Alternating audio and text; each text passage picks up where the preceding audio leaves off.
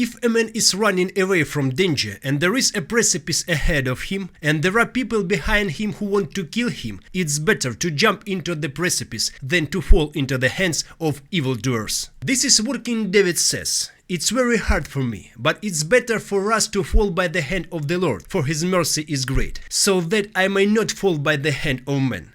When a believer faces natural danger, he relies solely on God and cries out to him with all his might. Then the Lord turns to him and does a miracle for him. When man is confronted by another man, instead of trusting in the Lord, he fights the adversary. Then the Almighty does not give him his attention, and he may fall into the hands of his enemies. Especially if he forgets about the Creator altogether and sees only people before him. Then the Lord turns away from him and he is sure to fall into the hands of his enemies. Joseph's brothers disliked him and decreed that he should be put to death under the law because he was sowing discord in the family. When Reuben, the elder brother, saw that brothers had finally decided to get rid of Joseph, he wanted to save him and suggested that he be thrown into an empty dried-up well full of scorpions and other creatures. At first glance, this seems rather surprising. What was Reuben thinking? What kind of salvation is it when Joseph is thrown into a pit of poisonous creepers?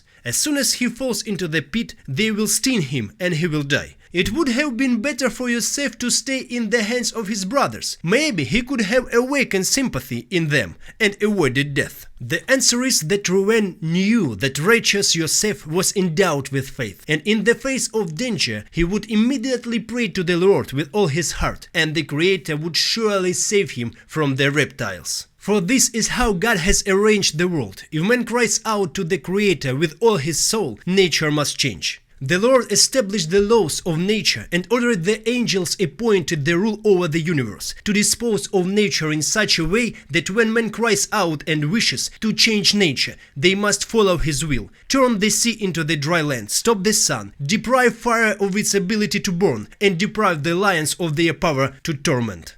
So Reuben was sure that he was saving Joseph, even though there were many snakes and scorpions in the well. That is why it's unambiguously written, delivered him out of their hands, not tried to deliver him. For the righteous know the power of prayer, and have no doubt that when one cries out to the Lord from the heart, the nature of things changes. At the same time, Reuben did not rely on the faith of righteous Joseph in confronting the people who had their freedom of choice, for he knew the difficulty of such a test. He feared that Joseph would fail in the moment of testing and would beg his brothers for mercy. "For I am your brother, have pity on my father," as actually happened. That Joseph pleaded with his brothers follows from their words. Surely we are to blame because of our brother, for we saw the suffering of his soul when he pleaded with us, but we did not listen. If Joseph had not relied solely on the Lord's providence would not have been fully revealed to him, and his brothers would have killed him without hesitation. It is clear that in the pit Joseph did not plead with the serpents and scorpions, but cried out to the Lord with all his heart, and the Most High saved him.